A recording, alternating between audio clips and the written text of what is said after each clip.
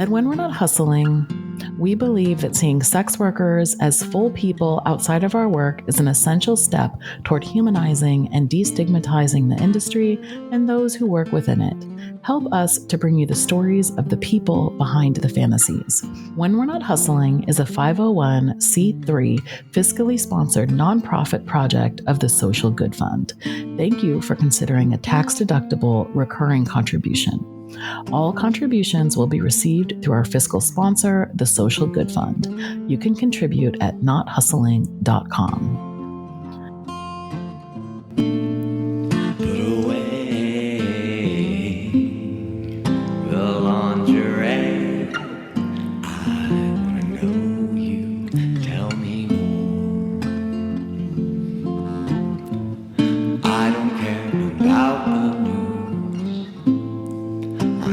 hear about you and see the world from your point of view. The coffee's already made, so I'll part the shades, just pull up a chair and tell me more. Welcome to When We're Not Hustling, a podcast where sex workers talk about everything but. I'm your host, Jessie Sage. When We're Not Hustling is a weekly podcast that explores the lives and identities of sex workers outside of our work personas, our personal philosophies, ambitions, families, relationships, passions, spirituality, and so much more. We talk about our lives beyond the job, asking, what does the flexibility of sex work allow us to do, and who does it allow us to be? On our show, we learn who sex workers are outside of the work we're known for. When We're Not Hustling is an exploration of the people behind the fantasies. When We're Not Hustling is brought to you by Assembly 4. Assembly 4 is a collective of sex workers and technologists working to bring the overall cost of sex work down through their advertising platform Tryst.link. They also educate clients through the Good Client Guide and provide resources and articles written by and for sex workers. Assembly 4 caters to all genders and demographics and raises funds to fight for sex worker rights and against exploitation in the industry. Learn more about Assembly 4 at assemblyfour.com. Hello and welcome back to another episode of When We're Not Hustling. I am very excited because today we have with us Jet Setting Jasmine. This is so ridiculous. This episode has been I would say 6 months in the making. So I am very embarrassed to announce this because I usually try to be more on top of my shit. But I had a great interview with Jasmine. We talked and both of us felt like after an hour, like it was so cathartic and so amazing. And we were happy with everything that happened. We were happy with the entire conversation and stoked to have talked to each other. And then I went to turn off the recording and I didn't record any of it. We talked for an hour and it was just gone. And so we had to reschedule, and both of us are very busy and have kids, and it took us many, many months to get back to it. But we finally got to sit down and talk, and I am so glad that we did because we talked about perimenopause, which is something that I haven't talked a lot about on this show, but impacts my life every day. So this isn't maybe the sexiest topic, but for women in their late 30s, 40s, and up until their 50s, I think that so many people will get a lot out of listening to this conversation. And it was great for me to talk to another mom and somebody in the industry about, I don't know, something that feels akin to like a second puberty where everything is changing. So I am going to be talking with her today, and I think you're going to really enjoy the episode. I don't want to spend too much time talking up at the front of this episode, so I'm just going to go ahead and introduce her. Jasmine is an award-winning adult film director, entertainer, and master fetish trainer. She is also a licensed psychotherapist and educator who uses her expertise in mental health to advocate for a more inclusive inclusive, and ethically sound adult entertainment industry. She's also the co-owner, along with her partner King Noir, of Royal Fetish Films, a multi-channel adult entertainment business that resists discriminatory tropes common in the art of entertainment and mainstream adult industry. So she is bringing so much, and I'm really excited to talk to her. Let's just dig right in. Hi, Jasmine. It is so nice to have you join me today. Thank you so much. Thanks for having me back. Yeah, I'm back. So we did this like a season and a half ago, and we had an amazing conversation, and both of us felt so like fulfilled after it. And then I realized it wasn't recording. It was for us. It was for us. Oh, it's for us, right? Not everything is for public consumption. That's right. So yeah, but it's this time we're actually going to record it. Okay. Last time we talked about parenting, and this time we decided to talk about us and what's going on with us in our bodies. Yeah, it was funny. I reached out to you and you were like, we were talking about how hot we were because of perimenopause, and I'm hot now talking to you. I hate this. So nobody has said that they'll talk about perimenopause with me yet, but you have. So I am very happy about that because nobody told me what this was going to be like. No, and nobody will. That's why we're here figuring it out together. So for those of you who don't know, because apparently nobody talks about this, I don't know. It's supposed to start in your 40s and last for like a decade. Yeah, and even earlier for some folks. Yeah. And that's the part that is wild to me is like, how is there like a second adolescence that lasts for a decade that nobody like talks about?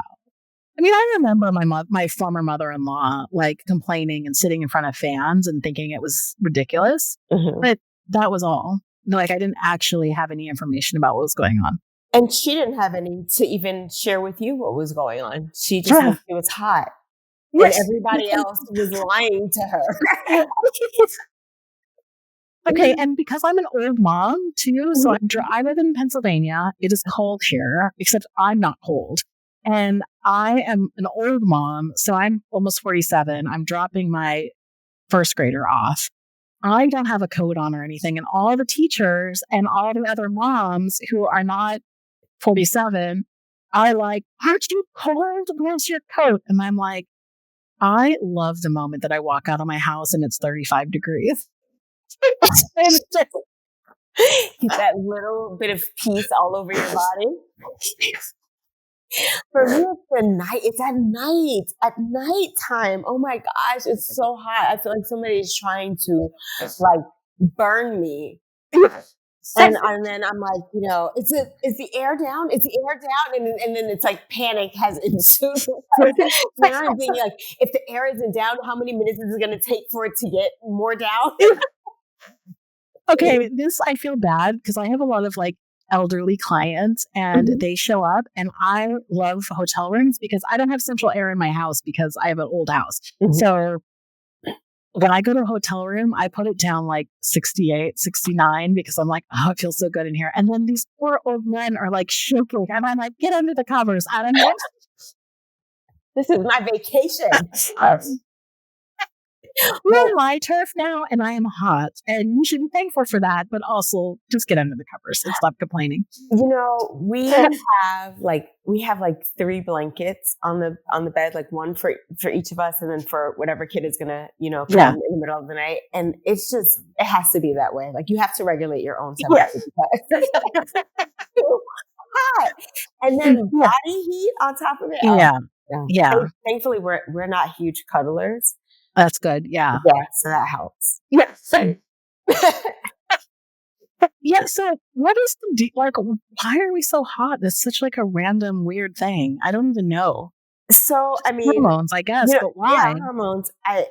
Honestly, I'm not going to sit here like the expert. We should have cued in a third person on here. And I think this is like, I've been looking at like how to liken this experience to puberty, right? Like your body is shifting. It's going into a new phase. Its functionality is shifting. Yeah. I'll say that. But so many different things are happening and they're not all happening the same to everyone at the Yeah. same, you know what I mean? Like our like developmental milestones are so different. Right. And then, you know, so for some folks, it's like the only marker that we have of menopause is this hot flash, so to speak, because you can compare it to someone else. But then even things like mood and irritability, and it's like, oh, wait, is this my personality? Is this the situation? Yeah. Or is it hormone? Or is this how the shift in my hormones are showing up today in this moment? You know, right? Anxiety, like. Again, is this my person? Am I an anxious person? Have I always been an anxious person? I have ADHD, and we'll say that like ADHD symptomology is like much higher when you're going through this too, because I'm like scattered. I feel like I'm struggling to like pin it down, Jessie, like pay attention to what's going on. And I'm like all over the place and I can't sleep. And I used to sleep and I hate that too. And it feels like that's all connected, because if I'm not sleeping, I'm also out of whack. Yeah, everything is out of whack. I was talking to one of my friends, Cinnamon Love, about perimenopause, and she was sharing that like we need more rest. Clinically, we need more rest. You know, and I was like, clinically, that sounds like a prescription, right? Like we need more rest. In the same way, you know, a growing teenager. Right. Like, I am a growing woman. Like I need more rest. I'm gaining weight. I'm tired. I'm irritable. Like let the baby sleep. I'm the baby this time. Yeah. I just noticed that like I go to bed, and I used to be like my whole adult life, I was like never had insomnia issues because I was like so tired from like life that I would like lie my head on the pillow and I'm like out. That totally changed. I just like lie there. I'm watching shows. I'm listening to meditations. I've tried masturbation. I've tried like sleep meditation. I've tried watching TV until I pass out. I've tried reading, but now my eyesight isn't very good, so I can't read at night. All these changes. It's a mess. I know, right? But yeah, my glasses only work. They don't work all the time anymore. So like I'm doing this now. So I'm like, fuck it, I just don't see anymore. Forget it. Like, I'm not doing all this or taking them off, and then I'm like, forget it. I just don't see. If you want me to come somewhere, come get me. I can't. I can't. It's too much. And you know, just like kind of thinking about like all of the different changes, if we just kind of account for them, like I'm more tired because I'm not sleeping well. Because of that.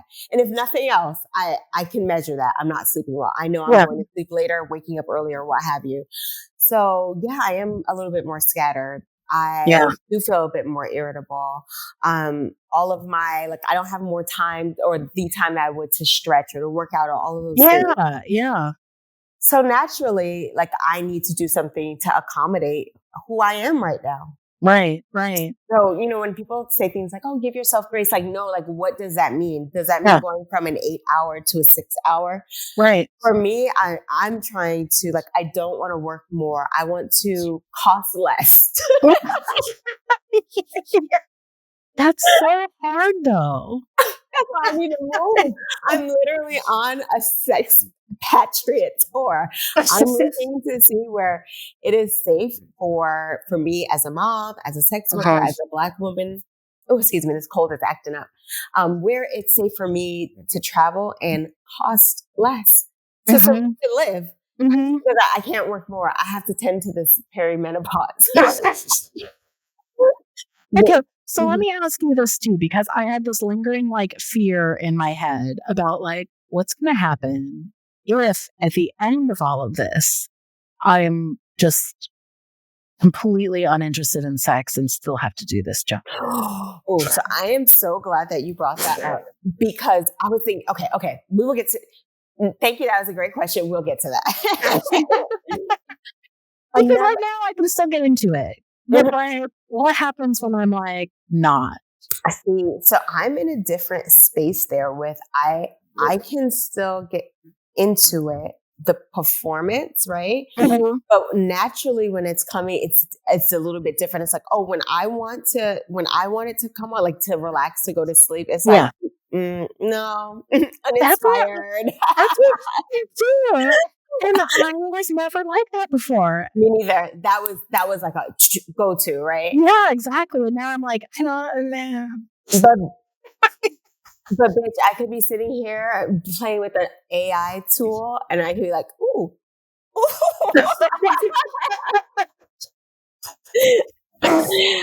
And I'm like, what just turned me on? And I have no idea, but it reminds me of puberty when something you didn't understand. You just like, oh, like that, like something felt exciting in your body, or like you would feel heat come over your body when something was really, turned you on or was exciting or yummy. So that's been interesting. But I was like, okay, like, but I'd like both. I'd like the spontaneous eruption business, and I would also like to be in control. As far as work is concerned, I think that because we are seasoned sex workers,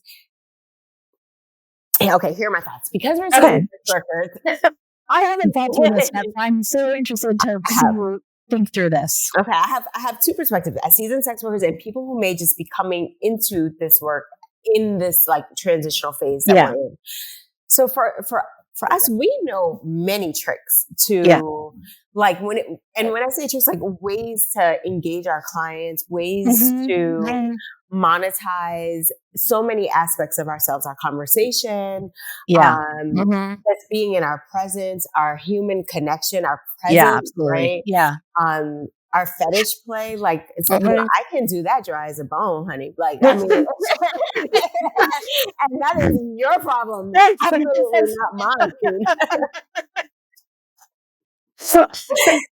That's not my preference, right? But even leaning more into those aspects of my sex work, like leaning more into my dominatrix work or humiliation, or that, my pleasure is somehow never going to be satisfied by you. Why? Because I'm going through perimenopause.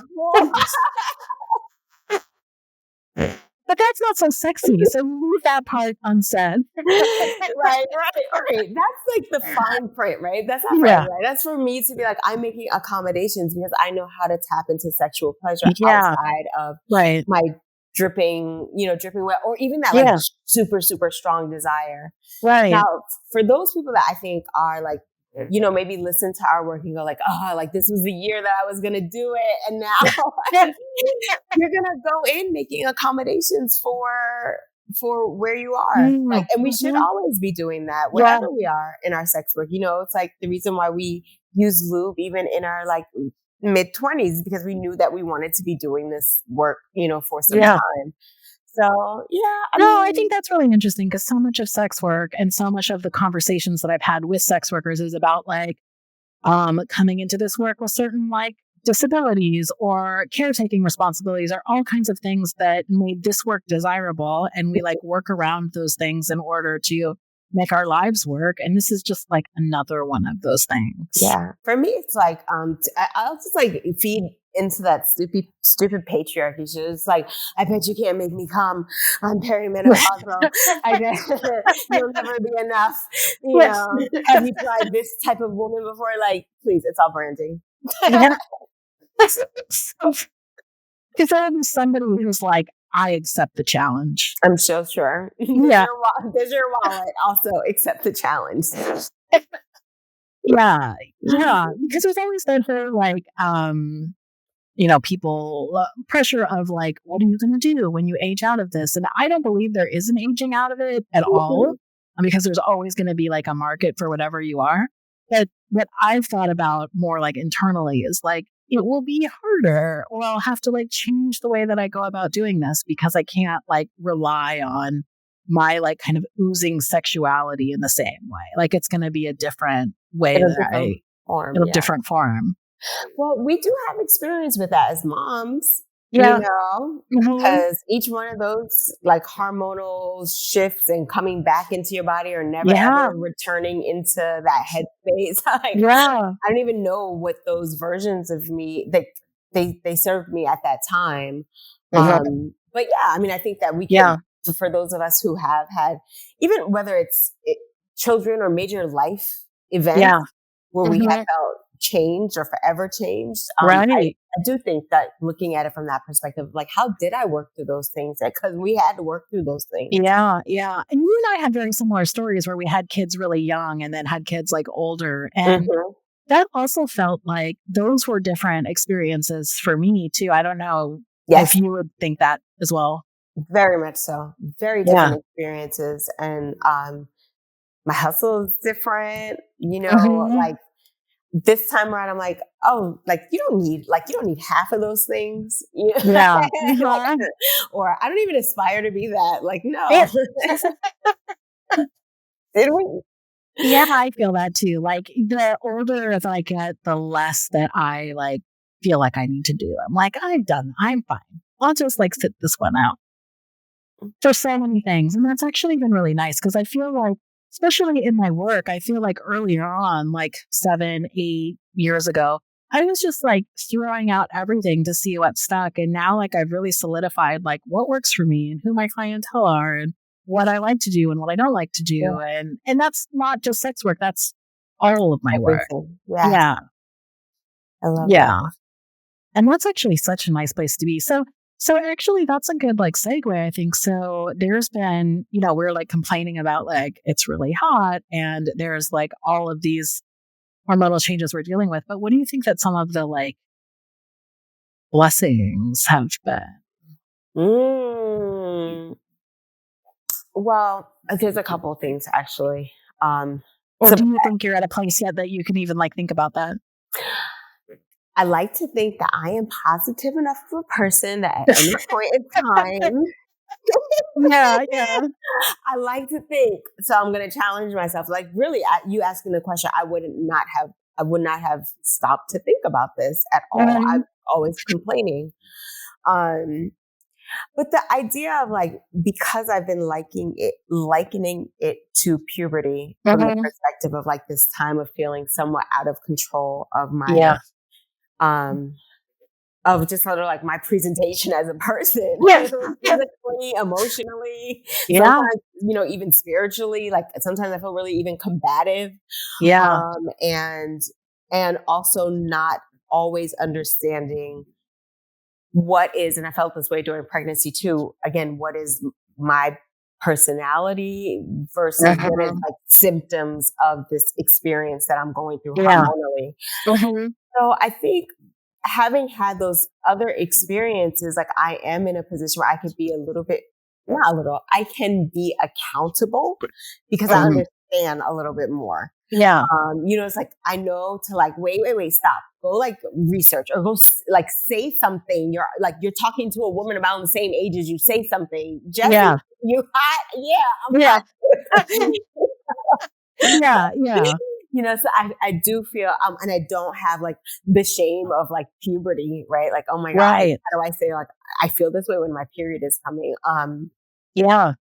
I don't feel the mommy guilt that like I should know what's happening with my body or I should just focus on getting into the next phase of being a mom. And that, you know, so like this feels like an opportunity to go through this experience very present without some of the like confusion or guilt. What else feels good? This is, I don't know. I haven't even expressed this to King. I guess I'll share this to him in this podcast because I will be like, I'm always talking about you. But like, like you've seen me through all of these phases of, you know, my womanhood and, or like this aspect of womanhood. And I'm like curious for us to talk about this phase when we fast it. You know, or like learning another aspect of myself with my partner. And, you know, and he has been like, oh, I'm sorry that you're experiencing that. Or just like sitting and listening to what I'm trying to like process for myself. And there's nothing for him to do. Like, it's just like, okay, I hear you. Let me know. Let me know if you need anything. Yeah. That's really interesting. Guys don't have those kind of conversations, like, and so that's been it's sort of been an unintended form of intimacy that you just think like this is going to be another, like one of those isolating, no one understands. And it's like, they don't have to understand, but to be present and to be available to hear you or to experience it with you or to give you grace or to give you love through it. Like, that's like, that's really nice. Yeah. And it's neat to have like a partner that's seen you through like different stages of things as well. Yeah. I like that, like, PJ, like, lightens things up for me because they'll like make fun of some of it, and like they would always joke that they're like, I don't know why they don't send women your age on all the Antarctic explorations because you all would love it. And I'm like, yeah, actually, if you could take us all together and like get us out of our household, put us down in a cool place, we'd love it. Yeah. Let's just send us. Build that shit up like Menopause City. Yes. Yeah. I found that like the whole thing has been like a little actually it's like hard to negotiate within a relationship because it like for me it's also changed my like sex drive, to being like much more responsive, like you're saying. So instead of just having like I'm still very like interested if it's there. I can get into it if I'm like enticed to it. But it used to be that I was like always like turned on and ready and like much more of the pursuer. And then for a while, like my partner was like, are you like not into me anymore? And I'm like, oh no, I'm just like chill. If you can go and ask me, I'll probably be into it. But like, if you're waiting for me to start, I'm good. Yeah. I have always actually been, I describe myself as a camel. Like I can go a long way from oasis to oasis. It's like, gotta be worth the stop, right? And so, and I've always been fine with that section. Like my drive is always around like different experiences. That's what has made like kink and fetish play so fun to me. So I have found, and I guess, it's like interesting, like we've incorporated like these like more interesting play and dynamic, sort of just like naturally because I think I've been gravitating towards that. But, like there is definitely a different, like in terms of like, usually I'm like, if I'm here, I am totally here to serve and not support. Like how long has it been? Like, how can I help you? And, but I have noticed that like within probably the last year, I've been more like, pause, let me actually think about how I feel. And it have been very, very, honest, like, oh, like, no, like, I think I need to do like 10 other things. I think that I need to like this sort of like almost like a self-care regimen needs to sort of take place. And, again, it's nice to have a partner that I'm able to do that and not, it doesn't have to be a big deal. But I think that it's been really interesting for me. Like, I really wish that I had some of that pause earlier in my sexual exploits, right? Where I was able to like, I'm down for it, again, within these boundaries, right? Like, so, I don't know, this, like, literally this perimenopause has been a pause, like a real, like, how do I feel about this? Like, oh, I am hot. I don't really care if everybody else is not hot or not. I am experiencing this, right? Or like, yes, I have usually been down for whatever, but I am not down for whatever today. I am down for this, and this. Yes, okay. And right. It feels better in a tough time. I hear that because I feel like that there was a lot of I think when you're younger, there is a lot more that you're doing like instinctually without thinking through, like, is this actually something that I want or is it not something that I want or do I want it differently? And there is something about like this not having an overwhelming sex drive, but instead just being like having one that's like more in tune with what you actually want and don't want, not just like just anything. Just don't bring me any sex. Yeah, exactly. Right. Yeah. But I even find more than that. It's not even about like sex for me. I feel like I'm much more like that.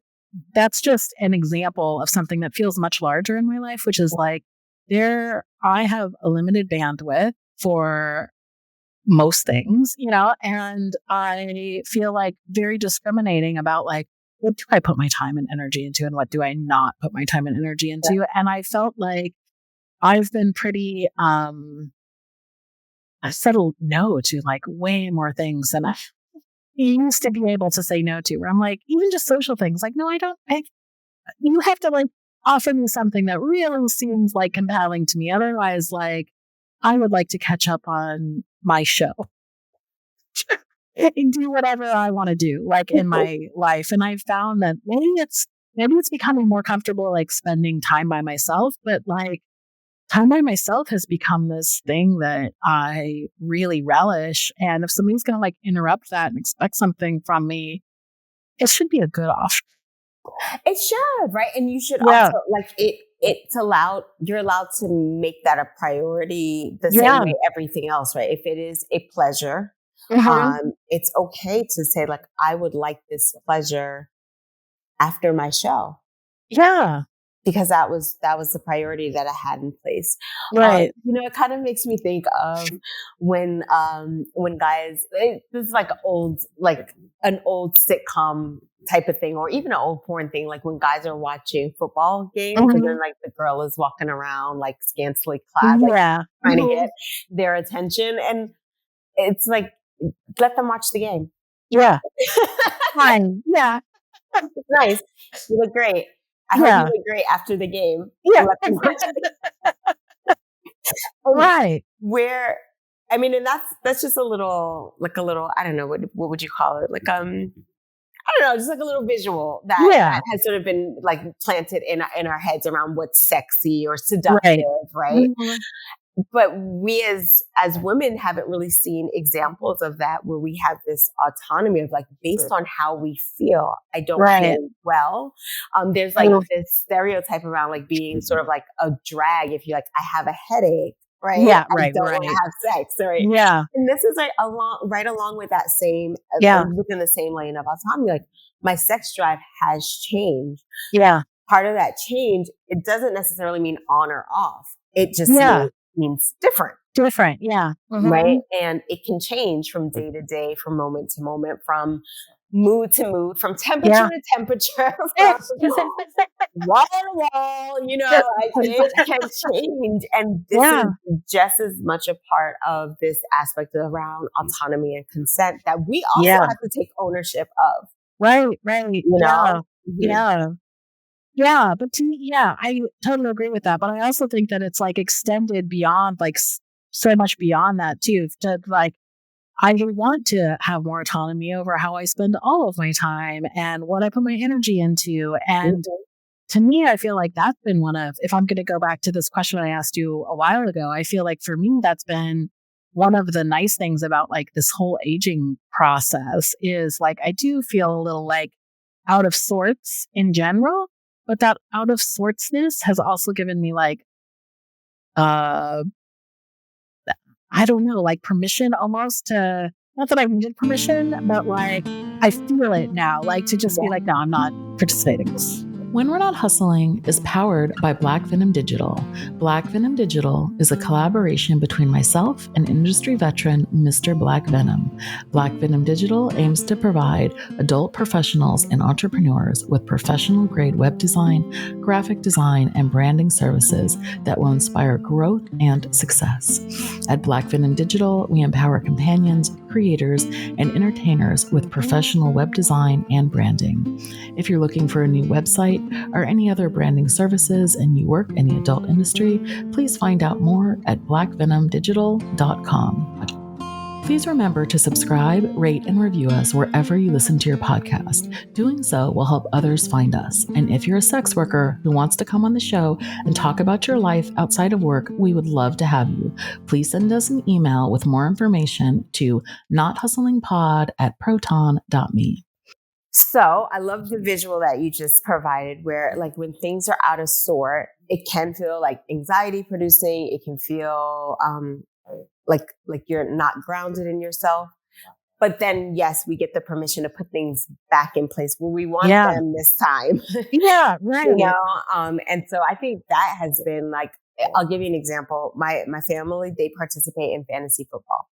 Okay. And football takes up a lot of time in our family. Like, a lot. They go to the games, they play the games, they play it on the fantasy football, they play it on the consoles. Okay. They watch college, all of it, right? Okay. I don't want to hear about fantasy football anymore. Like I was like, you know, I have to draw the line. Yeah. Mm-hmm. That y'all are talking about people, and then like I'm like, who you guys talking about? And it's like some fictional football player that exists in real life, but also in fantasy. That somehow, like, no, thank you guys. Can you please avoid talking about fantasy football when I'm in the space? They're like, oh, like, are you serious? Like, yes, I am. Yeah. I have dedicated enough of my attention and bandwidth to that that I can ask for this. And it's like, it's so seemingly so small, but it's also a big deal. It's like advocating for yourself and how you want to spend your time and what you want to talk about and how you want to relate to the people you want to relate to. Yes. Yeah. And, you know, and so then thinking about like, oh, I can make those kind of requests in so many different areas of my life. And I can also be told no. I can be told, you know, I can be told no. I can be told no, thank you. And then I get to make different decisions, or I'm open for negotiation, but it's okay for me to take up that space and to realize like my needs have changed now that I'm in this phase of my womanhood. Yeah. So how do you think that, you know, I still feel like both of us are like in the middle of this and don't have, you know, the bird's eye view of it yet, but like, what do you anticipate? How do you anticipate it changing like your position in the family, or like because there is something different about like the elder women in the family than like the younger women in the family. And it feels weird to be like encroaching on this space. But I feel like I'm getting closer and closer to it of like, what does it mean to be like the older women in the space? I feel that way in sex work too. Like suddenly I've become like an elder in this space and I'm like, wow, okay, well that's weird, but also I'm just going to embrace that. Yeah, it's, I'm trying to actually like envision that more and more, because if I'm always trying to go like, when has there been a time when you've gone through something similar, right? But we've never done these sort of like big life things before, these life stones. Yeah. But we have done the like, I can't wait till I'm older. I'm gonna, right? I can't wait till when I'm a teenager, when I'm 20, when I'm 21. Okay. When I'm 60. Okay. Right. And so, I've been like testing. I think I'm testing some of my limits. Like, I don't want to hear that kind of talk around me anymore. Yeah, right. That is that. Or in sex work, like, no, thank you. I'm sorry. This client doesn't have all their shit together. Please go somewhere else. Right. Yeah. Or you don't have the time, talent, or finances to work at the level that I'm at. I have to start to say no to those things. Otherwise, a couple things. One, I'm taking away an experience from someone who needs it. Yeah. And two, I'm not going to fulfill my feelings of worth in doing certain work. And, you know, and that's not the idea of something is beneath me or what have you. It's just that I like to work at a certain quality level to feel good about my work. That's it. Yeah, also like there are like you do progress, you know, and I don't want to go back to what I was doing in any aspect of my career, how I was writing 5 years ago when I was like how I was interacting with clients, like what, there's things that you learn along the way and Absolutely. you want to build on those. Absolutely. And not wanting to do that is like not accepting your own success. Yes, and I will not like I refuse not to. We worked really, really, really hard to even know that some of these standards exist. Yeah, and I think that that's a really beautiful thing. I also am growing with my clients, right? So I used to feel this nervousness around like aging out of clients, right? And I have to remember, I've worked in nursing homes, assisted living facilities, hospital settings before. Like, honey, there's always someone older than you. Oh yeah, you are always a hot young thing to somebody. Yeah, to somebody. And then when you get real old, they'll call you cute anyway. So yeah. So just like like that that subjectivity that's related to aging. If I, want to continue to mirror what it's like to be, what I wanted to mirror in my 30s, now in my 40s, I can continue to do this work because that audience continues to grow and want to use these models. And I think part of that is appreciating the people that have been along this journey, the entire time and have trusted that like, they will their revolution will be televised and we will be able to watch it and grow from it and disagree with it and agree with it. And, so that feels really good. And then other aspects of like, how do I want my children to treat me as an older adult? Like I found myself like, oh, I have to like back up. I can't meddle in some of these affairs because otherwise I'll be meddling in them for the next 15, 20 years. Yeah. Because we see that in our families where it's like, oh, this is how people keep shit up for years and years. Oh, okay. Go ahead and disengage now. Yeah. Or, this is how you need to start to nurture this relationship because you're starting to be seen in a different role or in a different light. To my our parents, it's like, oh, I have to become a different responsible daughter. Yeah. Like keeping my room clean doesn't matter anymore. Yeah. Right. But did I fill out that paperwork? Am I on top of your, your taxes, your property taxes? Yeah. Those kind of shifts. So, I think thinking about our role a little bit differently, like instead of what else do I have to do? What do I have to do differently? Yeah. Yeah. I found, so I was never I've always had my own projects, my own friends. I was never like a soccer mom, like I didn't put a ton, like I raised my kids, but I wasn't all over them. I was not like helicoptering them. And so I had this idea that like I was going to handle like empty nest syndrome much more like gracefully because my whole self-worth wasn't wrapped up in my kids. And it turns out that that is not true at all. And for me, it wasn't. And my kids growing up and my two older kids growing up and becoming adults was like a very like hard thing to like wrap my head around, and I've like found thinking of like doing things differently, realizing that like you have to step back and be like, these are their decisions. It's like their time to make them, to live their lives. It's not my life anymore. And I found that to be really, it's funny because I went through this transition where I was like, I'm an empty nester with a first grader. Like, but it still felt that way. It still felt like my kids are gone, but I'm like, no, I still have one. They're not gone, except the whole dynamic changed so much when my older kids like left the house. It's that, I mean, obviously we continue to be their parents, but that era, that was an era. It was an era. Yeah. This is a new era of parenting. We're approaching it differently. This child, you have your one first grader. I have my first grader and 2-year-old. Like their experience, their siblingship, their everything is different. Yeah. My older girls growing up, it was difficult. I handled it better than I thought that I would actually. So quite the reverse. And it probably was an over preparation for thinking I was going to handle it so poorly. I mean, I don't think I handled it poorly. I just like it was hard. It was emotionally difficult for me. Yeah. I think I also started to disengage. Like I think I may have had like anticipatory grief. Like I disengaged before they even left.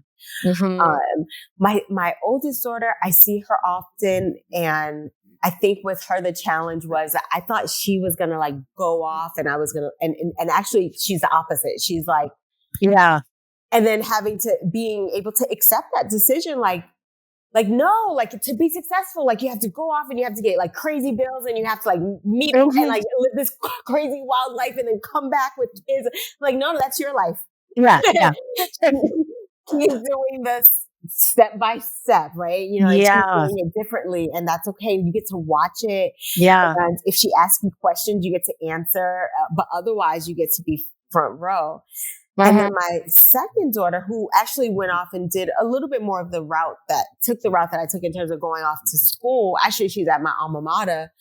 Oh, that's cool. And I thought we would be talking like every week, like, like what's going on? Like, how was the day? And she's like, I'm having my own FSU experience. Yeah. I am, and that part, I'm like, okay.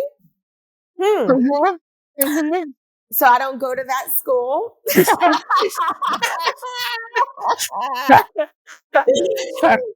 You're like, I actually already did that. So just let me know when you need us or want us to come up, right? And she tells me when she's made like major changes in her major, or she's, shifted to working at a new job or something like that. But the day to day, and then I got to think about it. I'm like, oh yeah, this wasn't my day to day child to begin with. She was the one that I'd be like, hey, come out that room. Let me see your let me see your face. Right. So that's such an interesting thing about like parenthood, and I think that it becomes more obvious if you have like more kids too. Is that like they like all three of my kids have completely different personalities, like from the minute that they were born, actually from their pregnancy. Right? Yeah, like I can look back at the pregnancies and be like, oh yeah, that makes sense. And the deliveries, that makes sense. All like very much their personalities. And I'm like, this is, you like to think you have like some say, but I'm like, I don't know how much say you have. They're just their own people doing their thing. We're just like here to watch it and try to guide their way. Yeah. Try to stay out of the way. So we just started road schooling, which is our term instead of homeschooling, because we be on the road. And so it starts right at the beginning of the year. So our son is going to be on the road and taking in life's experiences. And So how would it? Tell me about that. What your guys' plans are? That sounds cool. It sounds cool. It also is like very frightening. We do have a curriculum for him to follow, so that he'll stay, right on task with other first graders in the state that we're in. But he'll be able to do it at his own pace, which means that your other one's too little, right? Yeah. She's too little. Okay. But we'll figure out a little version for her. But this child, to the point about our kids, just just get out of their way. They're very different. Guide them, keep them safe, but just nurture the human that's in front of you. Yeah, right. So this is my little, he's my little STEM kid. And so we're traveling and exploring different countries. I took them to Kenya recently. I just got I saw that. Yeah, it was really exciting. And our next stop is Colombia. So he will prep for Colombia by all of his lessons will be sort of out into where we're going to be traveling to next. That's so cool. To give you an example, he's a Minecrafter, so he'll get to pick a structure that we will likely see there. Yeah. We'll build it into a world. Neat. The currency and, things like that, looking at the comparison cost of living. So that way we can incorporate our math. Yeah. And then we'll be there for a month. And so he'll do his studies there. So we're taking the world, Yeah. So what is that going to look like for you guys? I mean, besides his school, what are your how are you conceptualizing this? So for me, it allows me, one, I mean, thankfully my practice is virtual, but it allows me to see some of the people, the fans, as well as the sex workers and collaborators that we have been connecting with virtually for all of these years. All these opportunities for us to actually spend time, engage in the culture, further our work around research and the decolonization of sex. It's just going to broaden our opportunities to be more mobile. And then that's also amazing. To, like, let's be real, things are about to change here. Like, things are changing. And so to give us some more control over things that just don't feel safe in terms of educating our kids in the system that we have here. But so we have a couple of friends who have left the U.S. and have found places that feel safer to be queer, safer to be sex workers. And where have they found? Where do they feel safer? Costa Rica, Colombia, South Africa. Interesting. Other places in Europe. So I'm like, I'm up for it. And I did the traditional route with the older girls, and I did the whole, like, when the girls get out of school, they're out of school. Yeah. I can have a different mantra while the kids are in school, while the kids are in school. You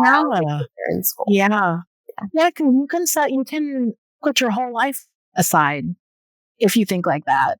Like, things will start when this happens. Like, you'll never get there. Yeah, exactly. I'm not doing that. No, thank you. Yeah. So where have you been and where are you going next? So far, without looking, like I said, we went to Nairobi. We had our stop in Amsterdam. That was a crazy 27-hour trip. Oh my gosh, that was it? Yeah, it was crazy. And then we spent like 3 days in Kenya. We've done Playa del Carmen, Cancun, Mexico. Okay. And then we're headed to Cartagena, Colombia. Nice. And we'll probably do a couple of stops in Spanish? US. A little bit, enough to get by. I'm not like I'm cool with going. Yeah. That's how I am. I grew up in San Diego, but I'm not a fluent Spanish speaker, but I can muddle my way through. Yes, exactly. Like, yes. My confidence in getting by is good enough. Yes, that's how I am. If you drop me in the middle of Mexico, I would find my way around. I would buy myself some food. It would be fine. It will be fine. We did Costa Rica. We're definitely circling back. And plans for Ghana in the spring. So open for invitation. That's amazing. Yeah. So you must be excited then. I am. Have you guys done that kind of traveling before, or is this new? No.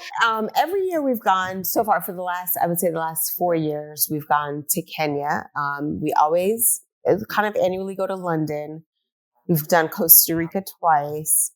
And we, before the third baby, we bounced around. We did quite a bit of country hopping, but usually through like cruises and resorts. Okay. So this is a little bit more backpacky for me, which means glamping, which means hotels, which means Airbnb. Or like a friend's rent, house ramen, right? Okay, so it's not that raw. I can't do raw. I'm too old for that. I don't go in a tent. There's no tenting. I need a shower. Yeah, it doesn't have to be perfect, but we need structure. We need a whole structure.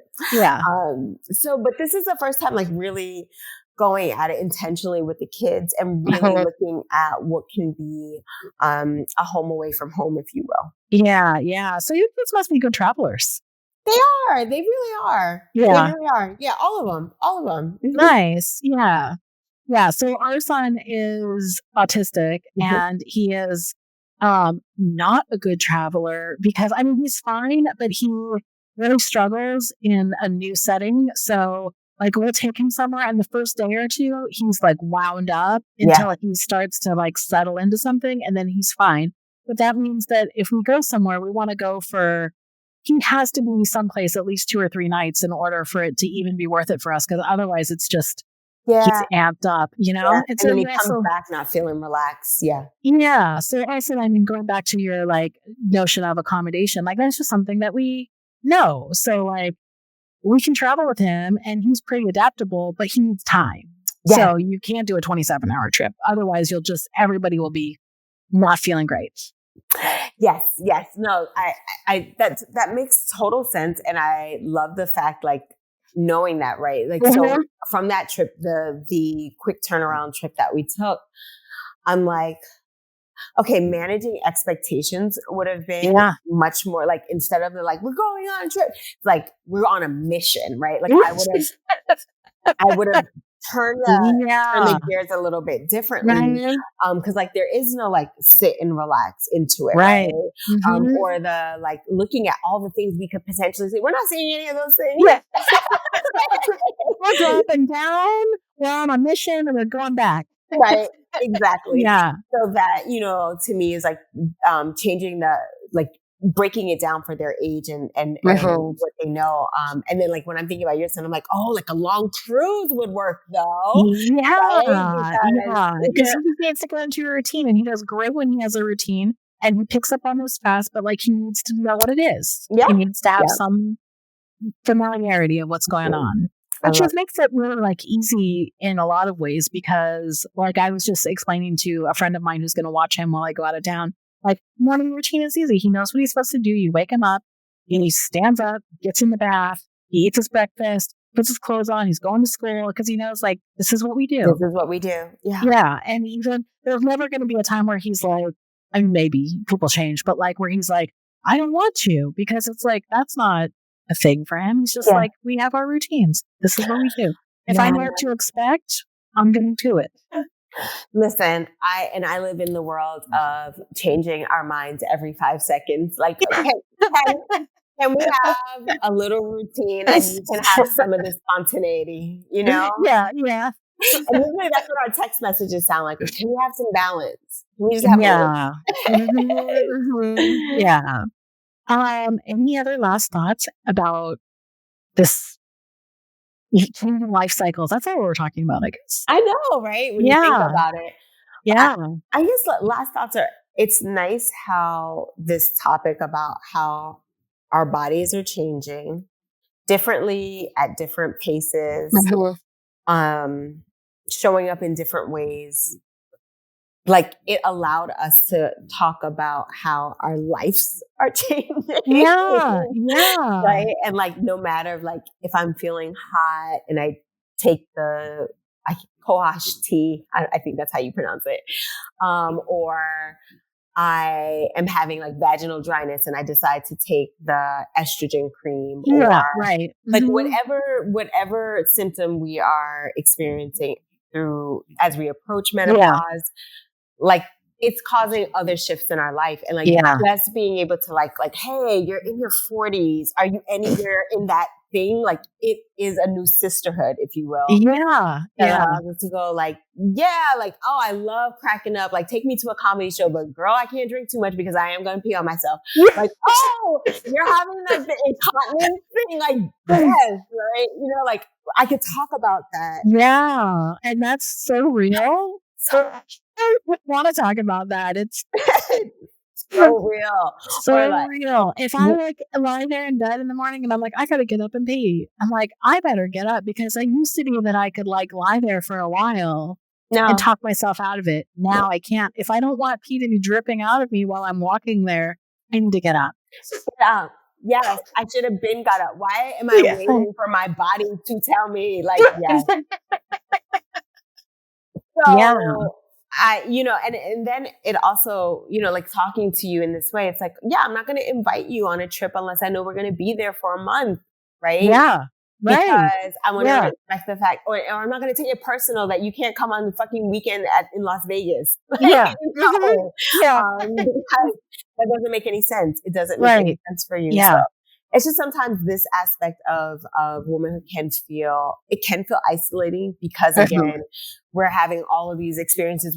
We're in the middle of our parents. We're in the middle of our children. Yeah. But just this one topic allows us to go like, okay, like what does the next 20 years look like? Yeah. You know, and how are you telling people no now so that you're not saying yes to this shit at 70? Right. Yeah. You know, And also, so like, so you think about, I mean, to just draw this analogy again, I feel like there's adolescence is like so important and it's a disruption and then you become an adult. And so I think that like this disruption that we're in now, there can be something exciting about like, well, what's on the other side of that? Like, what life is that? Because obviously the going from like being a teenager to being an adult is a huge deal and everything is different. And that might be true for us too. It's more subtle, but I don't think that it doesn't feel that way. It feels like, I do feel like I'm at like a precipice of something new. And sometimes it feels like rage. Yeah, okay, that too.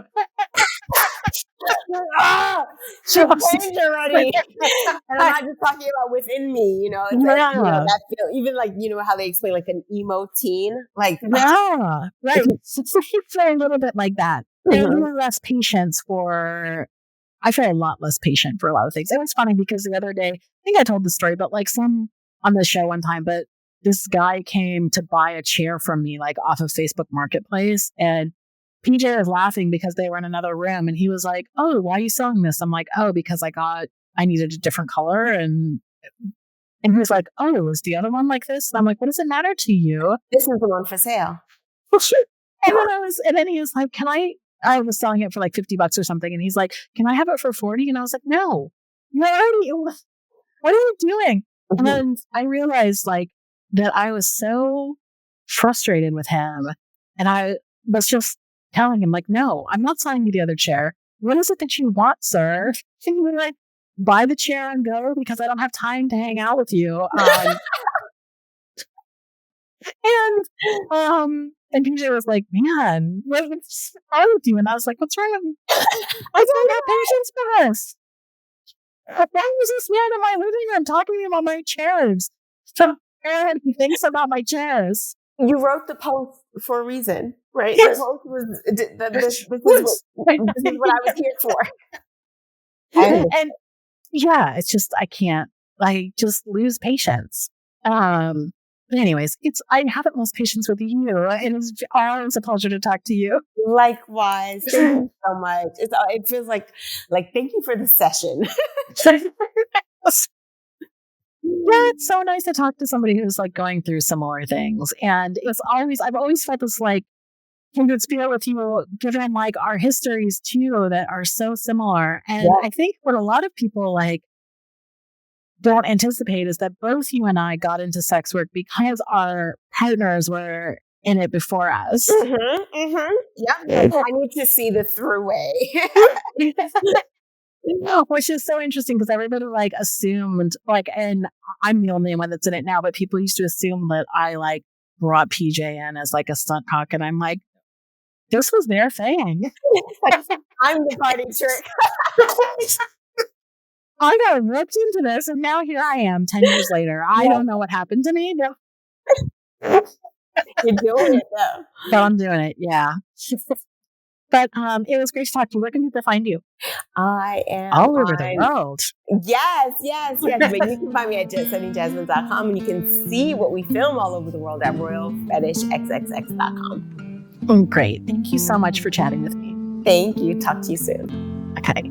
Thank you for joining us for another episode of When We're Not Hustling. I'm your host, Jessie Sage. You can find me on Twitter and Blue Sky at sapiotextual, or visit my website at jessiesage.com. You can follow the show on all socials at Not Hustling Pod, and visit our website for more information at nothustling.com. The show was produced by Emily Foster. The music is by Benjamin J. Benametti. Signing off. Have a great week.